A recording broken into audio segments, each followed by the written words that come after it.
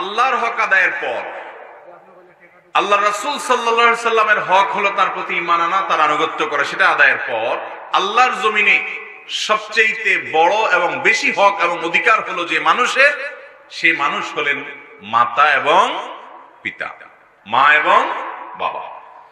মা বাবার হক এটা এত জটিল, এত জটিল। কোন সন্তান তার মা বাবার জন্য যদি তার সারা জীবনের সমস্ত আনুগত্যকে নিবেদন করে দেয়, শ্রদ্ধা নিবেদন করে, বিনয় অবনত থাকে, মা বাবার সামনে দাস মালিকের সামনে যেরকম থাকে সেরকম থাকে, প্রজা রাজার সামনে যেরকম থাকে সেরকম থাকে, তবুও মা বাবার হক কোনোদিন আদায় করে শেষ করা সম্ভব নয়। শুধুমাত্র গর্ভধারণ করা, দুনিয়াতে আসার ক্ষেত্রে ভূমিকা পালন করা, এই দায়টুকু যদি পরিশোধ করতে চায় সন্তান, সারা জীবন মা বাবার সেবা করে, খেদমত করে, মা বাবার সঙ্গে সদাচরণ করেও পরিপূর্ণভাবে সে দায় পরিশোধ করে ফেলেছে, এমনটি মনে করার কোনো কারণ নাই। আল্লাহ তাআলা কোরআনে কারীমে বলেছেন, ওয়াকাদা রাব্বুকা আল্লা তা'বুদু ইল্লা ইয়্যাহ ওয়া বিল ওয়ালিদাইনি ইহসানা। তোমার রব ফয়সালা করেছেন যে আল্লাহ ছাড়া কারোর ইবাদত করা যাবে না। এরপরেই বলেছেন এবং মা বাবার সাথে সদ্ব্যবহার করতে হবে। দেখুন, আল্লাহর ইবাদত, শিরক মুক্ত ইবাদতের নির্দেশ করার পর সাথে সাথে আল্লাহ রাব্বুল আলামিন যার ইবাদত, যার সেবার কথা বলেছেন, যার হকের কথা বলেছেন, অধিকারের কথা বলেছেন, আল্লাহর পাশাপাশি আল্লাহর পরপরই যার অধিকারের কথা উল্লেখ করেছেন তিনি হলেন মা এবং বাবা। আব্দুল্লাহ ইবনে আব্বাস রাদিয়াল্লাহু তাআলা আনহু, আব্দুল্লাহ ইবনে ওমর রাদিয়াল্লাহু তাআলা আনহু, তারপর আবু হুরায়রা রাদিয়াল্লাহু তাআলা আনহু সহ সিনিয়র বহু সাহাবায়ে কেরামের জীবন ইতিহাসে আমরা দেখতে পাই মা বাবার প্রতি সন্তান কিরকম সেবা করতে হবে তার একটা নমুনা তারা রেখে গেছেন। আমরা তাদের রুহানি সন্তান। সাহাবী আব্দুল্লাহ ইবনে ওমর রাদিয়াল্লাহু তাআলা আনহু বাইতুল্লাহর তওয়াফ করছেন। এক ব্যক্তি তার মাকে, বৃদ্ধা মাকে কাঁধে তুলে নিয়ে তওয়াফ করছে। বাবা যেরকম শিশু সন্তানকে কাঁধে নিয়ে কোলে নিয়ে তওয়াফ করে, সে তার মাকে কাঁধে তুলে নিয়ে তওয়াফ করছে। এবং বৃদ্ধা মানুষ, তাকে নিয়ে তওয়াফ করতে অনেক কষ্ট হচ্ছে। 7 চক্কর মাকে কাঁধে নিয়ে দেওয়ার পর এরই কোন একটা পর্যায়ে এসে তিনি সাহাবী আব্দুল্লাহ ইবনে ওমর রাদিয়াল্লাহু তাআলা কে দেখে চিনেছেন নবী সাল্লাল্লাহু আলাইহি ওয়াসাল্লামের সাহাবী। তখন বললেন যে, হে আব্দুল্লাহ ইবনে ওমর, এই যে আমার মায়ের জন্য আমি সেবা করছি, শুধু সেবা করছি তা নয়, তিনি কবিতা আবৃত্তি করে ছন্দের তালে তালে বলেছেন, ইন্নী লাহা বাইরুহাল মুদাল্লাল, আমি আমার মায়ের জন্য অনুগত অবনত উটের মতো। একটা উট যেরকম মালিকের বসার জন্য অবনত হয়ে মাটিতে বসে যায়, বিশাল কাহি বিশাল কাই বিশাল দেহি উট যেরকম মালিকের সামনে মালিককে পিঠে চড়াবার জন্য বসে যায়, অবনত হয়ে যায়, আমি আমার মায়ের জন্য এরকম উটের মতো থাকি। আমি কি আমার মায়ের হক আদায় করতে পেরেছি? আব্দুল্লাহ ইবনে ওমর রাদিয়াল্লাহু তাআলা বলেছেন, না, আদায় হয় নাই এবং এটা সম্ভব না।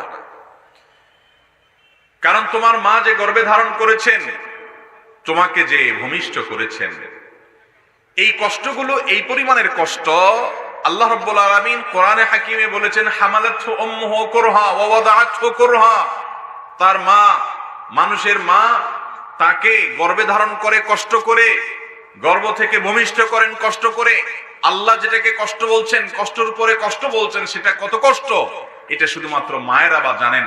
এটা সন্তানরা, পুরুষরা কখনো আঁচ এবং প্রকৃত অনুমান করতে পারেন না। যেই ত্যাগ 10 মাস ধরে করতে হয়, যে ত্যাগ তৎপরবর্তী সময়গুলোতে করতে হয়, যে স্নেহ মমতা যতটা নির্মল ভাবে, নির্মোহ ভাবে, নিঃস্বার্থ ভাবে মা দিয়ে থাকেন, সেটা বাবাও দেন না, পৃথিবীতে কোনো মানুষ দেয় না, দিতে পারে না।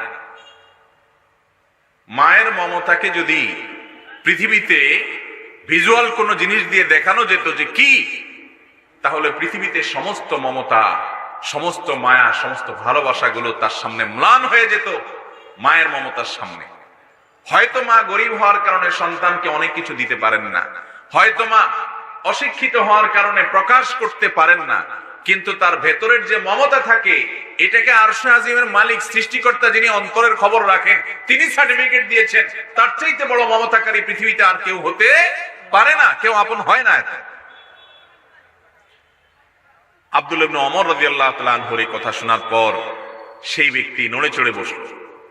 যে এত কষ্ট করার পরও তিনি বলছেন না, তোমার মায়ের জন্য তুমি একেবারে হক আদায় করে ফেলেছো, এরকম তৃপ্তির ঢেকুর তোলার সুযোগ নাই। ভাইরা আমার, আবু হুরায়রা রাদিয়াল্লাহু তাআলা আনহু সবচেয়ে যে বেশি সংখ্যক হাদিস বর্ণনাকারী সাহাবী, অল্প সময়ে নবী করিম সাল্লাল্লাহু আলাইহি সাল্লামের সবচেয়ে বেশি সাহচর্য যারা নিয়েছেন তাদের মধ্যে থেকে একজন এই আবু হুরায়রা রাদিয়াল্লাহু তাআলা আনহু মার পাগল সন্তান ছিলেন।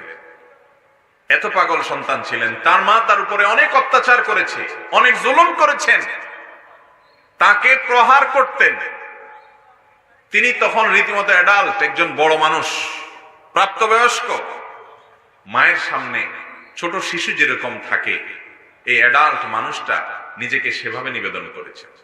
মা যে তাকে প্রহার করতেন, অন্যায় ভাবে করতেন, ইসলাম কেন গ্রহণ করেছে সেজন্য প্রেসার দিতেন। আবু হুরায়রা রাদিয়াল্লাহু তাআলা আনহু তারপরও কখনো মায়ের চোখের দিকে তাকাবেন এটা কল্পনাও করতে পারতেন না। বরং একদিক থেকে মা তাকে কষ্ট দিতেন, অপরদিকে নবীজির কাছে বলতেন, ইয়া রাসূলুল্লাহ, আমার মায়ের হেদায়েতের জন্য দোয়া করেন। নবী সাল্লাল্লাহু আলাইহি ওয়াসাল্লাম দোয়াও করেছেন, আল্লাহ তাআলা হেদায়েত দিয়েছেন, তাকে ঈমান তিনি এনেছেন। একদিন আবু হুরায়রা রাদিয়াল্লাহু তাআলা আনহুর মা তাকে ডেকেছেন, ডাক দিয়েছেন। আবু হুরায়রা রাদিয়াল্লাহু তাআলা নাম ধরে, হে অমুক, ওনার নাম আব্দুর রহমান ছিল, আরো অনেকগুলো মতামত ওনার নাম নেই, কথার কথা আব্দুর রহমান এরকম ডাক দিয়েছেন মা। তো সাহাবী আবু হুরায়রা রাদিয়াল্লাহু তাআলা আনহু সেই ডাকের জবাবে একটু জোরে উত্তর দিয়েছেন।